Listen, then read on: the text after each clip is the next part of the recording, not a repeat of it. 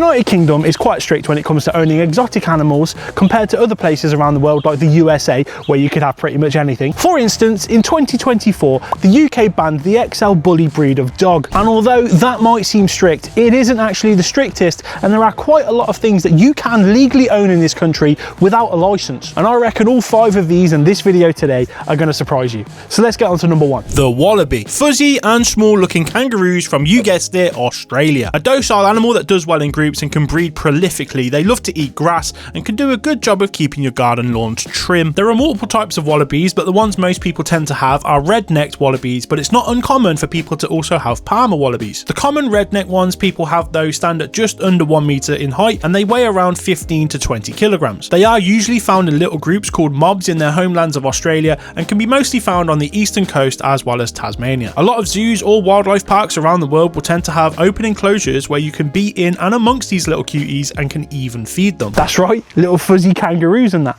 You can own them. Now, before I tell you about people owning them here, I should probably give you a brief overview of things you can't actually have in the UK. So here in the UK, we have what is known as the Dangerous Wild Animals Act. This is basically a law that prevents the majority of people owning dangerous animals here in the UK. You need to apply for this license to be able to own certain animals. Things like elephants, big cats, Tasmanian devils even. There's a whole list on the government website to tell you what you cannot have. Now, this came into play in 1976, and before then, you could literally own anything you wanted. It was mental. No license, no problem, you could have it. Just up the road from me in a place called Southam, there used to be a zoo. And my mum tells me stories of the guy who owned that place.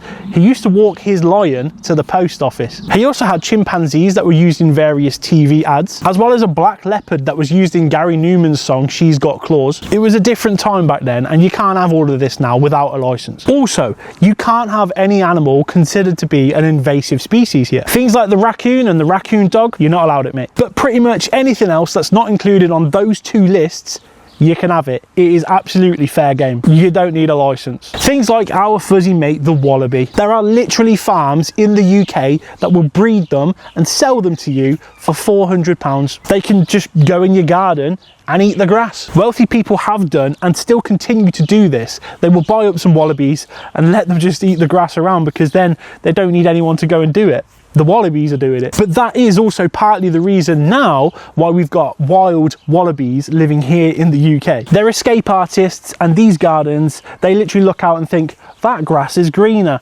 They escape. Animal number 2 on this list is going to be the capybara. Yeah, these oversized guinea pigs, they used to be a part of the Dangerous Wild Animals list, but they got removed. A really cute animal that appears to be friends with absolutely anything and everything, even humans. Found in their native range of South America, capybaras are an internet sensation with songs dedicated to them.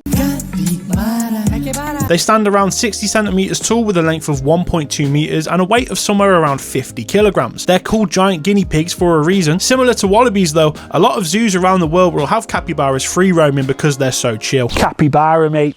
Get yourselves one of them if you want one, because why not? Again, very similar to the wallabies, there are lots of people with lots of land and lots of wealth that will have capybaras, and they escape. Actually, a few years ago here in the UK, Steve Backshall, who is a big time TV presenter when it comes to wildlife, he was kayaking down a river and he saw a capybara. Now, capybara need quite a lot of space, and they're semi-aquatic, so they need quite a lot of water as well. And they're also super sociable. So actually, instead of one, you're probably going to need quite a few. And I did a quick look online for this, and in the UK, I couldn't see anyone selling a capybara. But abroad, it was a different question, and you could look to spend up to £1,000 for one single capybara. Now, just because there is no license needed for a capybara, that doesn't mean you should be going to get them. As cool as an idea as it is to have a capybara in your garden, build yourself a pond, and then it's a capybara paradise, you shouldn't be doing it. I just don't think that's right, if I'm honest. But if you are finding this video interesting, drop a like on it. Let's get into number 3. The Fenic Fox. A super cute and adorable little thing hailing from North Africa. It's like a weird mix of cat and dog, and just flipping, look at their faces. Aren't they just precious? Fenics stand at around 20 centimeters tall with a length of around 40 centimeters and a tail almost half that size at around 20 centimeters, with a whopping scale-shattering weight of around 1 kilogram. Basically,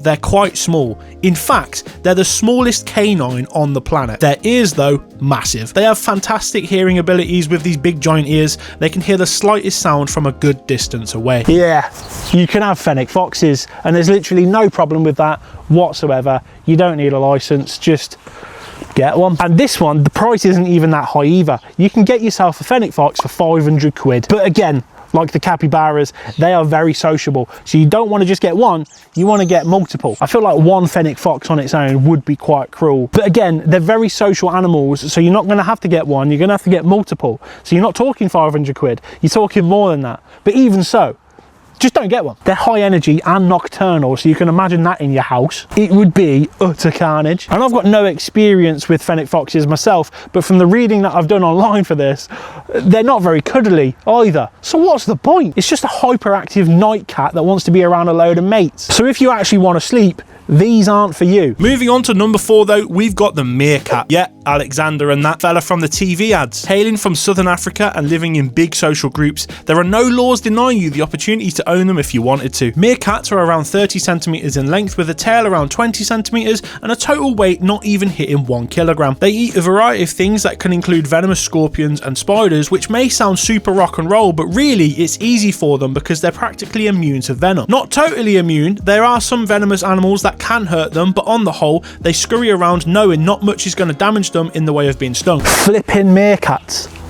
Meerkats. Like, what is that about? And actually, funnily enough, for the research of this video, I saw 3 of them for sale for £1,000, and that was right here in the UK as well. How mad is that? But these aren't the sort of animals you can just have knocking about your living rooms. They need a lot of care, they need a lot of attention, and they're also highly sociable as well. But not even that, they need a very suitable habitat, and we just don't have any of that here in the UK. And speaking of, if you watched my previous video about 6 animals that you can find wild here in the UK that shouldn't be here, you will have heard me talk about meerkats. A group of them escaped a wildlife park in Scotland, and it's thought that they could still be out there today, just living wild in Scotland. Meerkats. Now that's not backed up or substantiated in any way. It could all just be hearsay and it's not actually true, but it goes to show if you put these animals in the wrong hands, stories like this pop up and it's not good. And really the thing at effect here is the meerkats, the animals themselves, because they shouldn't be in a place like Scotland. Flipping heck, they must be absolutely shivering their chebs off. The final animal on this list is going to be the skunk. It looks like our European badger but just fluffier and smaller. Coming from North America, they're renowned for their potential stink, which puts a lot of people off owning them. Skunks are around 80 centimeters in length, including the bushy tail, and weigh around 5 kilograms. They typically go through their adult life living on their own. They're omnivores and will eat almost anything. Like honestly, they aren't picky at all. If it's on the ground and edible, they're probably going to have a go on it. And we all know them for their stink spray, but this is a last resort tactic they'll use against predators or if they feel threatened in any way. They don't just waltz around blasting that stink off. That would be a very stinky world. And actually, this is the one animal on this list where you are required by law to do something or to not do something in order to keep it. Basically, you can have a skunk, no problem whatsoever. You can go online and you can see them for sale right now in different colours and everything for 700 quid. The only thing you need to be mindful of when it comes to a skunk is you can't remove their scent glands. Before, this was fine. You could do that. Get rid of that stinky scent gland. How good is that? You've now got a non-stinky skunk. But now you are, by law, not allowed to do that. But you can own the skunk. So you have to have a stinky skunk rather than a non-stinky skunk.